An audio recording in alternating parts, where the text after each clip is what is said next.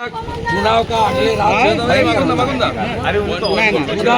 अगले रात भयंकर होता है बंगाल में, लेकिन वो वेस्ट मिडलैंड में एक दो घटना छोड़कर ज्यादा कुछ कर नहीं पाया।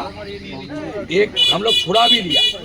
बीनपुर में थाना घेराव करके हमारी जो डॉक्टर है, doctor Pranab Tudu, young doctor है, मोदी जी को देख के अपने डॉक्टरी से रिजाइन करके भाजपा प्रत्याशी हुआ है बीनपुर से।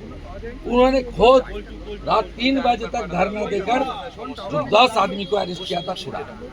खड़गपुर में भी हुआ और पिंगला में किया था ये चिन्मय प्रामाणिक दोषी, इसको जिस तरह से मुर्शिदाबाद मालदा क्या कहना चाहिए? मुर्शिदाबाद मालदा दादा अच्छा हो रहा আজকে কি পরিস্থিতি দেখছেন? পরিস্থিতি পরিবর্তন। আর অভিযোগ কিছু করছিলেন, কিছু বিক্ষিপ্ত অশান্তি পিংলার কি অভিযোগ? চিন্ময় প্রামাণিক পোলিং এজেন্টদের অ্যারেস্ট। আচ্ছা, আরেকটা জিনিস, অনেক মানুষ আপনার সঙ্গে কথা বলছিলেন, কি কথা বলছেন তাদের সাথে? মূলত নারী নির্যাতন এবং চাকরি চুরি ভয়ঙ্কর ভাবে এই নির্বাচনে এফেক্ট করেছে। আর হিন্দুদের উপর অত্যাচার। একটা মহিলা বাড়ি থেকে ছুটে আসছে, কাঁদছে, বলছে হিন্দুদের আপনি বাঁচান, এরা যদি জিতে আসে আমাদের সকলের অবস্থা হরগোবিন্দ দাস চন্দন দাস করে। আর আরেকজন মাতা তিনি বললেন আমি ভোট দিতে যাচ্ছি দিদিকে সবক শিখাতে, ওনাকে উচিত শিক্ষা দিতে ভোট দিতে যাচ্ছি। আর যুবকদের মধ্যে ভীষণ রিয়াকশন, 26,000 চাকরি চুরি, পশ্চিমবঙ্গে চাকরি নেই, এই ইস্যুতে ভোট করছে।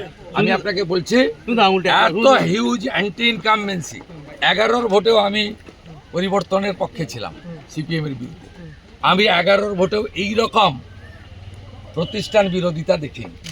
কোনো কথা বলার দরকার নেই। Everybody are ready to cast their vote in favour of lotus. 100% people are want change, including educated Muslim youngs also.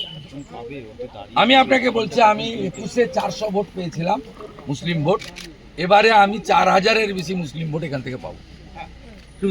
সব গুন্ডাদের বোতলবন্দি করেছে সিআরপিআর ইলেকশন কমিশন। আপনি খুনি গুন্ডা শাহউদ্দিন সুফিয়ান, আলরাজি শামসুল, এদের কাউকে রাস্তায় পাবেন না, একটাকেও রাস্তায় পাবেন না, সব বোতলবন্দি করে দিয়েছে ইলেকশন কমিশন। একজন মহিলা বেরিয়ে এসে আপনাকে বললেন আমাদের বাঁচান, মানে আরে মোবাইলটা সামনে ধরে আছে আপনাকে ধরে, এবং পরে আরে অভয়া দাদা সামনে দাদা আর কি করে রিঅ্যাকশন দাদা এদিকে নারী নির্যাতন যা হয়েছে, মুখ্যমন্ত্রী যেভাবে ধর্ষকদেরকে আড়াল করেছেন, এই জন্য সমস্ত মহিলারা পশ্চিমবঙ্গে সুরক্ষা চায়।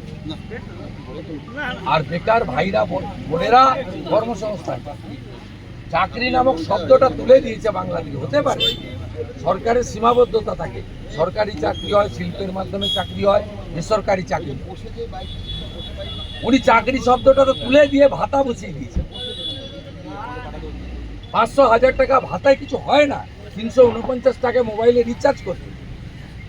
এই নন্দীগ্রামে 30,000 যুবক বাইরের রাজ্যে চলে গেছে। ওরা আমাকে বলেছে যে গুজরাটে, মহারাষ্ট্রেতে আমরা কামাই করে এখানে পাঠাই, মা বাবা খায়, আমরা বিজেপিকে এখানে আনবো, তাহলে কাজ এখানে পাবো, বাইরের রাজ্যে যেতে হবে।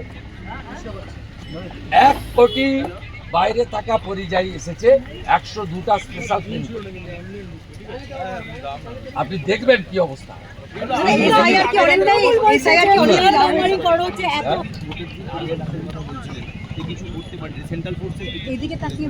ইলেকশন কমিশন আমি তো কখনো দেখিনি। State police observer, state observer, CO, CRPF, BSF, এসএসবির এডিজি, আইজিরা রাত্রি 3টে পর্যন্ত ফোন ধরেছেন। First time in life, political life. আমি 8 বার বড় ইলেকশন কন্টেস্ট করলাম। 2001 অ্যাসেম্বলি, 2004 পার্লামেন্ট,